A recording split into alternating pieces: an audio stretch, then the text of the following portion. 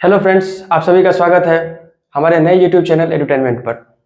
दोस्तों, अभी हम लोग एनसीईआरटी की एक सीरीज चला रहे हैं। इसके अंतर्गत एनसीईआरटी के क्लास 6 से लेकर 12 तक जितने भी जीएस के पेपर हैं उसको हम लोग कवर करेंगे।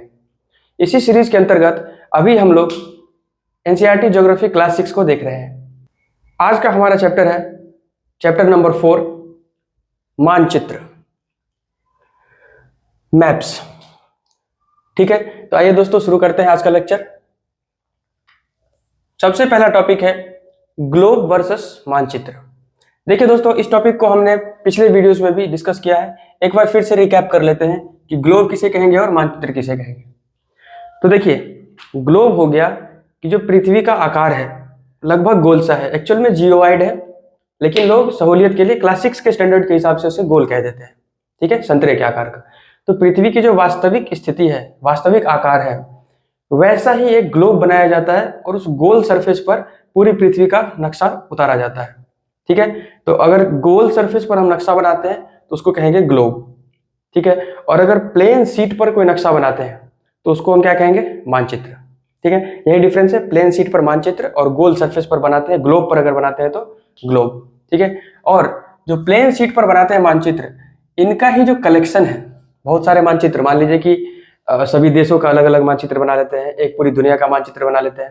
ठीक है, सभी देशों का राजनीतिक नक्शा, भौतिक नक्शा, ये सारी चीजें बना करके अगर एक बुक में रख दें तो उस बुक का नाम है एटलस।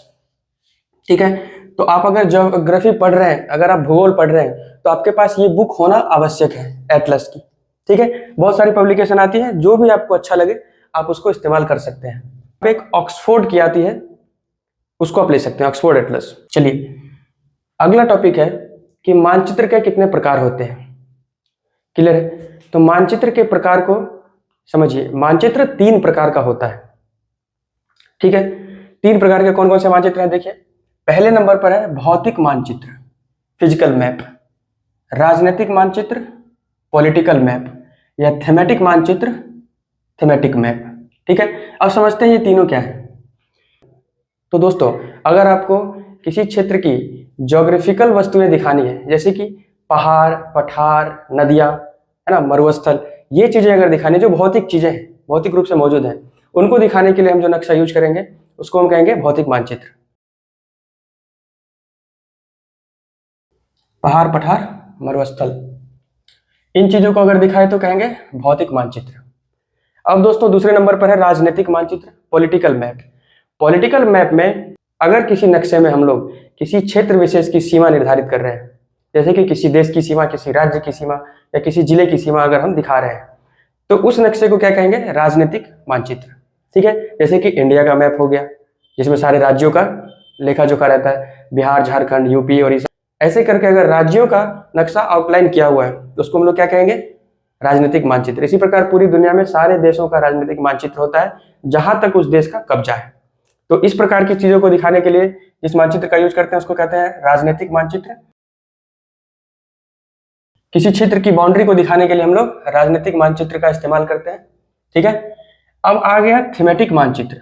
ये 2 मानचित्र तो लोग कई बार सुने हुए होते हैं, लेकिन ये तीसरा वाला मानचित्र कई लोग नहीं सुने हुए होते हैं, जिन्होंने एनसीईआरटी वगैरह नहीं देखा हो। तो थीमेटिक मानचित्र क्या है?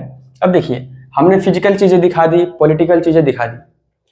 अब मान लीजिए कि मुझे दिखाना है कि भारत में कितना रेनफॉल हो रहा है, बारिश हो रहा है, तो उसके लिए तो इन दोनों में कोई प्रावधान नहीं है कि बारिश कितना हो रहा है किस जगह पर दिखाने के लिए। ठीक है, तो अगर कोई स्पेशल रिपोर्ट आपको दिखाना है किसी क्षेत्र का, तो उसके लिए हम लोग थीमेटिक मैप इस्तेमाल करेंगे। फॉर एग्जाम्पल, रेनफॉल का हो गया, ठीक है, कहीं पर सूखा पड़ गया है, ठीक है, मान लीजिए पूरे देश के अंदर ही अगर बिहार राज्य में सूखा पड़ गया है, तो उस नक्शे को दिखाने के लिए हम लोग थीमेटिक मानचित्र का इस्तेमाल करते हैं। मतलब किसी भी प्रकार के, जैसे सड़क की स्थिति बतानी हो कि कौन सी, कितने सड़क कहाँ पर कच्ची है, कहाँ पर पक्की है। ठीक है, कोई भी एक स्पेशल रिपोर्ट आपको दिखाना है अगर, तो उसमें आप किसका इस्तेमाल करेंगे? थीमेटिक मानचित्र का। थीमेटिक नक्शा जो है उसको बनाने का तरीका देखिए आप। थीमेटिक मानचित्र में जो बाउंड्री होता है वो हमको एग्जैक्टली वैसा नहीं बनाना होता है, आप एक रफ आइडिया बना सकते हैं वहां पर। फॉर एग्जाम्पल, भारत का अगर थीमेटिक मानचित्र बनाते हैं तो वो कुछ ऐसा बनेगा: हिमालय, मरुस्थल, प्रायद्वीपीय भारत, और इसको मिला दिए, ये क्या हो गया, भारत का थीमेटिक मानचित्र। अब अगर इस मैप में हम शो करते हैं, हमको अगर शो करना हो कि इस क्षेत्र में यहाँ यहाँ यहाँ और यहाँ बारिश हो रही है, ठीक है, रेनफॉल का डाटा हम दे रहे हैं, तो ये क्या हो गया, थीमेटिक मानचित्र के अंदर आप दिखा सकते हैं। बाकी इसमें राज्यों का कोई वर्णन नहीं है, ठीक है, आप ऐसे करके शो कर सकते हैं। थीमेटिक नक्शा इसी को कहा जाता है। एग्जाम्पल के लिए थीमेटिक मानचित्र का एग्जाम्पल है, अगर आपको सड़क मानचित्र दिखाना है, या फिर वर्षा मानचित्र दिखाना है, या फिर वन का मानचित्र दिखाना है, फॉरेस्ट मैप दिखाना है, तो आप एक ऐसा सा बना करके रफ मैप आप उसको शो कर सकते हैं। तो इसको हम लोग कहते हैं थीमेटिक मैप। उम्मीद करते हैं आपको यहाँ तक समझ में आया होगा। आगे बढ़ते हैं। अगला टॉपिक है मानचित्र के घटक। घटक को इंग्लिश में कंपोनेंट्स कहते हैं। मानचित्र के 3 घटक हैं। देखिए दोस्त, ये क्वेश्चन सीटेट में पूछा गया है इस बार 2024 का जो पेपर हुआ है अभी, उसमें ये क्वेश्चन पूछा गया था कि मानचित्र के कितने घटक हैं, ठीक है। डायरेक्ट एनसीईआरटी से लाइंस उठा करके पूछा जा रहा है हर एक एग्जाम में, तो आपको इसको बहुत ही सीरियसली लेना है। इस वीडियो को देखना है और वीडियो को देखने के बाद बुक को भी पढ़ना है। मैं ये बार बार कहता हूं कि बुक का कोई भी रिप्लेसमेंट नहीं है, ठीक है। हाँ, ये वीडियो देखने के बाद आपको बुक समझ में आएगा जल्दी, इसकी गारंटी है, ठीक है। अब देखिए, मानचित्र के 3 घटक हैं। क्या क्या है? दूरी, दिशा और प्रतीक। Distance, direction and symbol. यानी कि कोई भी मानचित्र अगर आप बनाना चाहते हैं तो आपको उसमें इन 3 चीजों का ध्यान रखना होगा कि दूरी कैसे आप दर्शाते हैं, ठीक है, आप डायरेक्शन कैसे दर्शाते हैं और सिंबल्स कैसे यूज करते हैं, ठीक है। तो ये 3 चीजों को हम एक एक करके पढ़ेंगे। तो देखिए, पहला टॉपिक दूरी, इंग्लिश में डिस्टेंस, ठीक है। तो दूरी को दर्शाने के लिए अब ये कॉमन सेंस की बात है कि अगर हम भारत का क्षेत्रफल देखते हैं तो है 32.8 लाख वर्ग किलोमीटर। तो क्या यह संभव है कि किसी पेपर पर इतने बड़े क्षेत्र को एज इट इज उतार लिया जाए? संभव नहीं है, क्योंकि हमारा पेज तो A4 साइज का है, ठीक है। तो हमको उसको छोटा करके बनाना होगा, है ना। तो यानी कि जो इतनी बड़ी दूरी है इसको हम लोग स्केलिंग करके छोटा करेंगे, ठीक है, और फिर उसको पेपर पर सजाएंगे। तो इसके लिए देखिए, डिस्टेंस दिखाने के लिए हम लोग स्केल का इस्तेमाल करते हैं। स्केल मतलब हिंदी में पैमाना, पैमाने का इस्तेमाल करते हैं, ठीक है। अब देखिए, स्थल पर वास्तविक दूरी और मानचित्र पर दिखाए गए दूरी का अनुपात है स्केल। देखिए, भारत का उत्तर से दक्षिण अगर डिस्टेंस देखा जाए, यानी कि लद्दाख से कन्याकुमारी तक, तो यह है 32 से 14 किलोमीटर, ठीक है। इसको ऐसे समझिए, इतने बड़े किलोमीटर्स को पेपर पे आप नहीं लिख सकते हैं, तो इसके लिए हम क्या करेंगे, स्केल बनाएंगे, ठीक है। स्केल बना करके इसको छोटा करेंगे। जैसे कि अगर हम ले लिए कि हर 1000 किलोमीटर को हम 5 सेंटीमीटर से दर्शाएंगे, ठीक है। हमारे नक्शे में जो 5 सेंटीमीटर दूरी होगी वो 1000 किलोमीटर के बराबर होगी, तो फिर हम इस नक्शे को एक पेपर पर उतार सकते हैं, ठीक है। चलिए देखिए, उसी को स्केलिंग कहते हैं, पैमाना। तो जो स्थल पर वास्तविक दूरी है उसके अनुसार हम क्या करते हैं, छोटा स्केल लेते हैं और फिर शो कर देते हैं, ठीक है। अब स्केलिंग हम जब करते हैं तो ये भी 2 टाइप से होता है। स्केलिंग भी हम लोग 2 टाइप से करते हैं। देखिए कैसे, एक है स्मॉल स्केल मैप, यानी कि छोटे पैमाने वाला मानचित्र, और दूसरा है लार्ज स्केल मैप, बड़े पैमाने वाला मानचित्र। अब समझिए इसका क्या होता है, ठीक है। स्मॉल स्केल मैप, अगर आपको किसी बड़े क्षेत्रफल वाले भाग को छोटा करके दिखाना है, बड़े क्षेत्रफल वाले भाग को छोटा करके दिखाना है, तो उसके लिए हम क्या यूज करेंगे, स्मॉल स्केल मैप। यानी कि 1000 किलोमीटर था, इसके लिए 5 सेंटीमीटर यूज कर लिए, या फिर 500 किलोमीटर है, इसके लिए 5 सेंटीमीटर यूज कर लिया। यानी कि बहुत बड़े दूरी को एक छोटे से दूरी से अगर हम रिप्लेस करते हैं तो उसको क्या कहेंगे, स्मॉल स्केल मैप। हमने क्या किया, पैमाना अपना छोटा कर लिया, इसलिए इसका नाम हो गया स्मॉल स्केल मैप। क्लियर है। अगला है large scale map. Large scale map क्यों यूज करते हैं? ऐसा इसलिए करते हैं, मान लीजिए कि आप बिहार की राजधानी पटना के बारे में कुछ जानना चाहते हैं, तो पटना को अगर सीधे पूरे भारत के नक्शे में देखिएगा तो आपको ज्यादा डिटेल नहीं दिखेगा, लेकिन अगर पटना का पूरा जूम करके एक मैप बनाया जाए तभी तो वहां पर आप दिखा पाएंगे कि गोलघर कहाँ है, गांधी मैदान कहाँ है ना। तो उसको बड़ा करके दिखाएंगे, पटना को बड़े स्केल पर दिखाएंगे ताकि उसकी डिटेल्स हमको दिख पाए, है ना। तो उसके लिए हम लोग बनाते हैं लार्ज स्केल मैप, यानी कि छोटे डिस्टेंस के लिए एक बड़ा स्केल लेना कंपैरेटिवली। जैसे कि अगर 500 मीटर का कोई चीज है, ठीक है, 500 मीटर का क्षेत्र है और उसके लिए हम 5 सेंटीमीटर इस्तेमाल कर लिए स्केल, तो फिर क्या होगा, उसको कहेंगे लार्ज स्केल मैप। अब देखिए इसमें भी हम ऐसा नहीं है कि 500 मीटर है तो 1000 मीटर का स्केल ले रहे हैं, ऐसा नहीं है। आप इसको कंपैरिजन करके देखिएगा तो कहाँ 500 किलोमीटर के लिए 5 सेंटीमीटर ले रहे थे, अभी सिर्फ 500 मीटर के लिए हम 5 सेंटीमीटर ले रहे हैं, ठीक है, इसलिए इसको लार्ज स्केल मैप कह रहे हैं। अभी कोई ये नहीं कहे कि ठीक है 500 मीटर छोटा है तो हम 1000 मीटर का स्केल लेंगे, नहीं, ठीक है, कंपैरिजन में ये छोटा लगता है, ठीक है, बड़ा लगता है। तो लार्ज स्केल मैप आप समझ गए, बड़े पैमाने वाला मानचित्र। उम्मीद करते हैं आपको यहां तक समझ में आया होगा। इसके आगे नेक्स्ट स्लाइड में बताएंगे, आप इसका एक स्क्रीनशॉट ले लीजिए।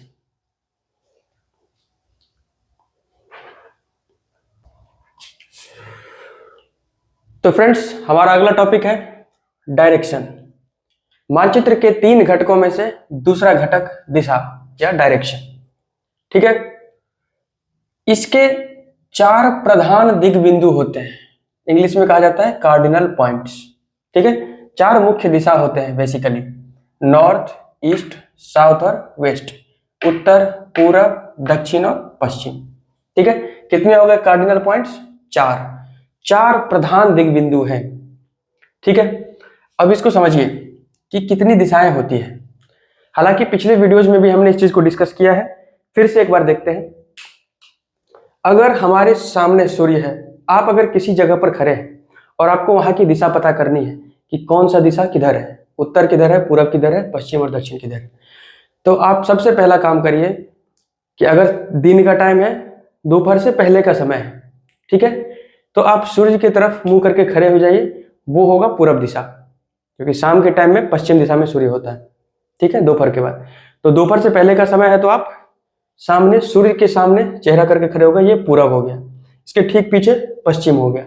अब ये आपका दायां हाथ है, जिस हाथ से आप खाना खाते हैं, लिखते हैं, तो दाएं हाथ की तरफ अगर ऐसे फैलाते हैं हाथ तो इधर होगा दक्षिण, द से दाएं, द से दक्षिण दिशा, साउथ, ठीक है, और इसके अपोजिट में इधर उत्तर। याद रहेगा, सामने पूरब, पीछे पश्चिम, दायां हाथ दक्षिण और उत्तर किधर होगा, बाएं हाथ की तरफ। तो ये 4 दिशा आप याद रखिए, उत्तर, दक्षिण, पूरब और पश्चिम। दक्षिण हो गया दाएं हाथ पर। अब ये तो हो गया रियल लाइफ में, हमारे वर्ल्ड में, हम अपनी दुनिया में जब देखते हैं तो ये हमारा रियल वर्ल्ड हो गया, ठीक है। अब अगर इसको हम पेपर पर सजाएं तो पेपर पर तो ऐसा नहीं कर सकते हैं, तो पेपर पर सजाने के लिए जो ऊपर की दिशा है इसको उत्तर कहा जाता है, ठीक है। उसके ठीक अपोजिट में दक्षिण दिशा, तो उत्तर और दक्षिण क्लियर हो गया आपको, उत्तर और दक्षिण, ठीक है, पेपर पर। अब इस तरफ है ईस्ट, इधर अगर ऐसे खड़े हैं हम अपने पेपर पर लिख रहे हैं तो हमारा दाएं जिधर जाएगा उधर क्या हो गया है, ईस्ट है, इस डायरेक्शन में पूरब, और इसके ठीक अपोजिट पश्चिम। याद रहेगा, उत्तर, दक्षिण, पूरब और पश्चिम, ठीक है। ये 4 मुख्य दिशा हुए, प्रधान दिग बिंदु हुए। इसके अलावा और भी दिशाएं, 4 और दिशाएं हैं, ठीक है। ये सिंपल है, साउथ और ईस्ट के बीच में, दक्षिण और पूरब के बीच में जो भी आएगा उसको क्या कहेंगे, साउथ ईस्ट या दक्षिण पूरब, ठीक है। ऐसे ही ईस्ट और नॉर्थ के बीच में आएगा तो उसको कहेंगे नॉर्थ ईस्ट या उत्तर पूरब। ऐसे ही नॉर्थ और वेस्ट के बीच में आएगा तो कहेंगे नॉर्थ वेस्ट, उत्तर पश्चिम, ठीक है। और साउथ और वेस्ट के बीच में आएगा तो दक्षिण पश्चिम, साउथ वेस्ट। तो ये 8 दिशाएं हैं, इसमें 4 प्रधान दिग बिंदु हैं, 4 उससे डिराइव किया गया है, आप इसको याद रखिएगा। आगे चलते हैं। पुराने समय में जब इतना ज्यादा टेक्नोलॉजी डेवलप्ड नहीं था, ठीक है, आज के समय में तो हमारे पास जीपीएस सिस्टम है ना, हम लोग गूगल मैप्स का इस्तेमाल कर सकते हैं पूरी दुनिया में कहीं से भी इंटरनेट के माध्यम से। लेकिन पुराने समय में जब ये चीजें नहीं होती थी तो जो व्यक्ति मान लीजिए कोई नाव से समुद्र में जा रहा है, जहाज से समुद्र में जा रहा है, तो वहां तो उसको कोई डायरेक्शन ही नहीं पता चलेगा, ठीक है। तो उस डायरेक्शन को समझने के लिए, अब कई बार लोग कहेंगे कि वो जो आप डायरेक्शन ऐसा बता रहे थे कि पूरब पश्चिम, ठीक है, वो तो दिन में ही काम करेगा ना। रात के समय अगर आपको डायरेक्शन जानना हो, आप किसी जहाज पर सवार है और रात के समय आपको डायरेक्शन जानना है, तो फिर कैसे होगा, ठीक है। तो उस समय क्या करते थे लोग, एक यंत्र रखते थे अपने पास, एक डिवाइस होता था, उसका नाम था कंपास, ठीक है। कंपास या हिंदी में इसका नाम है दिक्सूचक, ठीक है। तो कंपास जो है ये एक डिवाइस है जो उन लोगों को पुराने समय में दिशा पता करने में मदद करती थी। ये जहाज़ों पर इस्तेमाल होता था। अगर कोई मान लीजिए जंगल में भटक गया है तो फिर वो डायरेक्शन का इस्तेमाल उस कंपास से कर सकते थे, ठीक है, और बाहर आ सकते थे। तो कंपास हो गया। इसमें एक मैग्नेटिक निडल होती है, ठीक है, एक मैग्नेटिक निडल है। आप उसको जैसे ही अपने हाथ पर रखेंगे वो निडल नॉर्थ और साउथ डायरेक्शन में अरेंज हो जाएगी, यानी कि निडल जिधर की ओर घूमी हुई है वो उत्तर दिशा हो गया और दक्षिण दिशा उसके अपोजिट में, ठीक है। तो नॉर्थ साउथ में इसकी निडल घूमी हुई रहती है और उसी के अनुसार आप पूर्व और पश्चिम का भी पता लगा सकते थे। तो ये एक डिवाइस होता था। कंपास क्या है? एक डिवाइस है। इसका फोटो अभी आप देख रहे हैं। अगला टॉपिक है प्रतीक या इंग्लिश में सिंबल, ठीक है। अब देखिए, मानचित्र पर अगर भौतिक मानचित्र का एग्जांपल लीजिए, अगर आपको पहाड़ दिखाना है तो क्या नक्शे पर पहाड़ लाके तो नहीं रख देंगे? अगर कुआं दिखाना है तो क्या कुआं बनाएंगे? कुआं बनाएंगे तो पेपर गल जाएगा, ठीक है, नक्शा फट जाएगा। तो ऐसा नहीं करना है। हम लोग क्या करेंगे, कुएं को पेपर पर उठाकर रखने के बजाय, कुएं को पेपर में बनाने के बजाय क्या करेंगे, उसके इक्विवेलेंट एक चिन्ह दे देंगे, ठीक है, एक सिंबल दे देंगे जिसको देखते ही पता चले कि यहाँ पर कुआं है, यहाँ पर सड़क है, यहाँ पर रेल की पटरी है। तो इन चीजों के लिए हम लोग क्या यूज करते हैं? सिंबल यूज करते हैं। मानचित्र पर वास्तविक आकार प्रकार नहीं दिखाया जा सकता है, जैसे कि भवन, सड़क, पुल, वृक्ष, रेल की पटरी, कुआं, ये सारी चीजें अगर आप दिखाने लगे पेपर पे, रियल में बनाने लगे तो वो नक्शा कभी तैयार नहीं होगा, ठीक है। चलिए, इन चीजों को दर्शाने के लिए प्रतीक का इस्तेमाल किया जाता है। ये जितनी भी चीजें इन सबको दिखाने के लिए हम लोग प्रतीक का इस्तेमाल करते हैं। और प्रतीक में क्या क्या यूज करते हैं? या तो कोई अक्षर लिख देंगे, जैसे कि नॉर्थ है तो एन लिख देंगे, साउथ है तो एस लिख देंगे, है ना। अगर कोई पोस्ट ऑफिस है तो पीओ लिख देंगे। तो ऐसा करके एक निश्चित अक्षर लिख सकते हैं। या फिर छाया का इस्तेमाल कर सकते हैं। फॉर एग्जाम्पल, जब पहाड़ और पठार दर्शाना होता है, ठीक है, तो जो पहाड़ बहुत ज्यादा ऊंचे हैं उनको गहरे रंग से दिखाया जाता है, जो पहाड़ थोड़े कम हाइट वाले हैं उसको हल्के रंग से दर्शाया जाता है, हल्के भूरे रंग से दर्शाया जाता है। तो छाया का इस्तेमाल करके भी हम लोग क्या कर सकते हैं, दिखा सकते हैं। शेड, कलर का शेड अलग करके हम अलग चीजों को दर्शा सकते हैं। रंग का, चित्र का और रेखाओं का इस्तेमाल करके हम लोग इस चीजों को हम लोग देखेंगे। अभी अगले स्लाइड में ये सारी चीजें देखेंगे। हमारे बुक में जितने भी एनसीईआरटी क्लास 6 में दी हुई है सिंबल्स, उसको हम यहाँ पर देखेंगे कि क्या है, ठीक है। प्रतीक चिन्हों के इस्तेमाल पर अंतर्राष्ट्रीय सहमति है, समझ रहे हैं। अगर ऐसा नहीं होगा तो भारत कोई अपना अलग नक्शा बना लेगा, अमेरिका कोई अपना अलग नक्शा बना लेगा, ठीक है। और जब वहां से हवाई जहाज इंडिया के लिए आ रहा होगा तो पता चला भारत ने पहाड़ के लिए कुछ नीला कलर का बनाया हुआ है, और उस जहाज को लगेगा कि यहाँ पर नदी है, पानी है, और वो जाकर के पहाड़ में टकरा जाएगा। तो इसलिए पूरे दुनिया में जो भी नक्शा बनता है उसमें जो सिंबल्स यूज होंगे वो अंतरराष्ट्रीय सहमति के आधार पर होते हैं, यानी कि हर देश वही सिंबल्स यूज करेंगे, ठीक है। इन चिन्हों को रूढ़ प्रतीक चिन्ह कहा जाता है या कन्वेंशनल सिंबल कहा जाता है, जो अंतरराष्ट्रीय सहमति से इस्तेमाल किए जाते हैं। तो उम्मीद है आपको यहाँ तक समझ में आया होगा। इसके अगले स्लाइड में हम लोग इन सिंबल्स को देखेंगे कि क्या क्या सिंबल्स होते हैं, उनका कुछ सैंपल देखेंगे। आप स्क्रीनशॉट ले लीजिए इसका।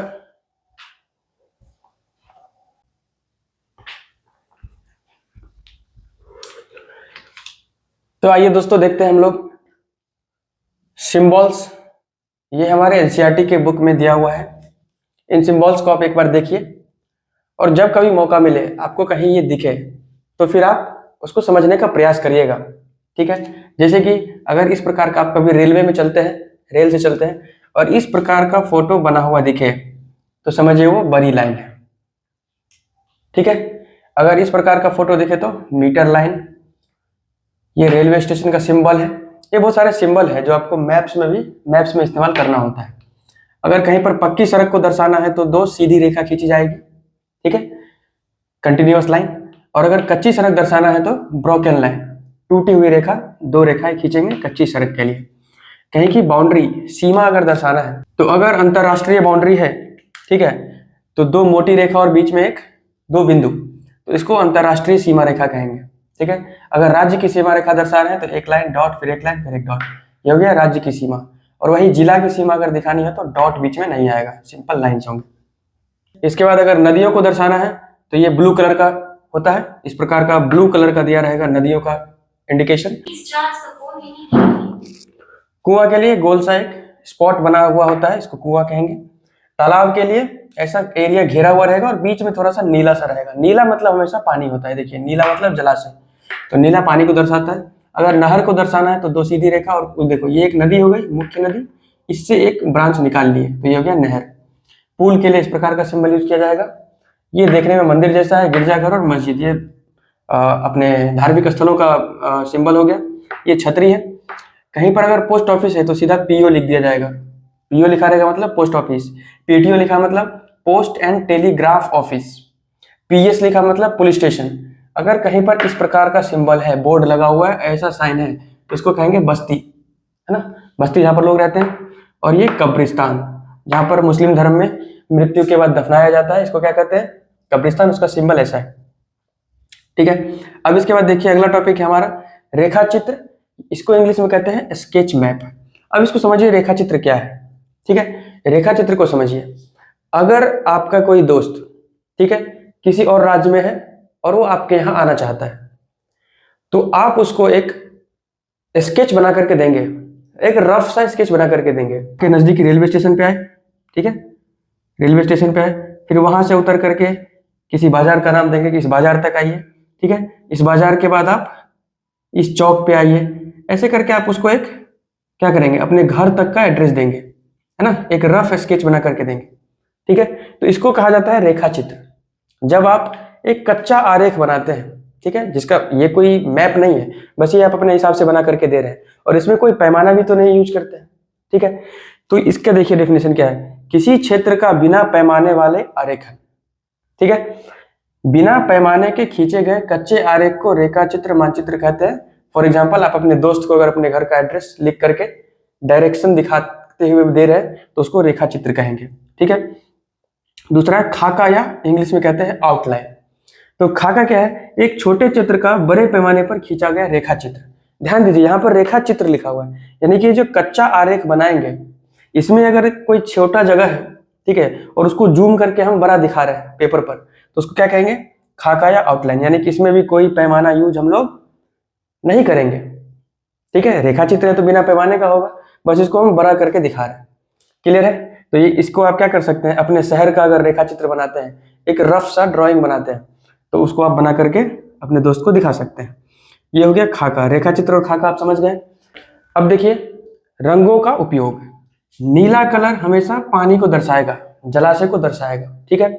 अगर भूरा कलर आपको मैप में दिखे तो ये पहाड़ को दर्शाता है, ठीक है। अभी हमने कुछ देर पहले बताया था कि पहाड़ का अगर बहुत ज्यादा ऊंचा है तो डार्क रखते हैं उसको, डार्क ग्रे, है ना, भूरा, और अगर कम ऊंचा है तो लाइट ग्रे, हल्का भूरा रखते हैं।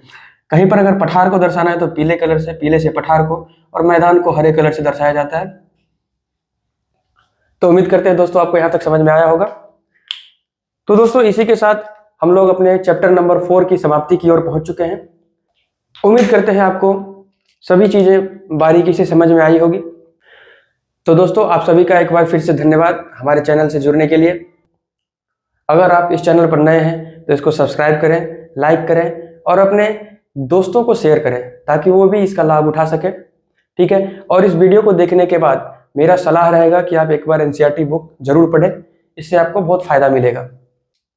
ओके फ्रेंड्स, तो मिलते हैं अगले वीडियो में जो हमारा होगा NCERT geography class 6 chapter number 5। Okay, so my final words for this session, पढ़ते रहिए, बढ़ते रहिए। धन्यवाद।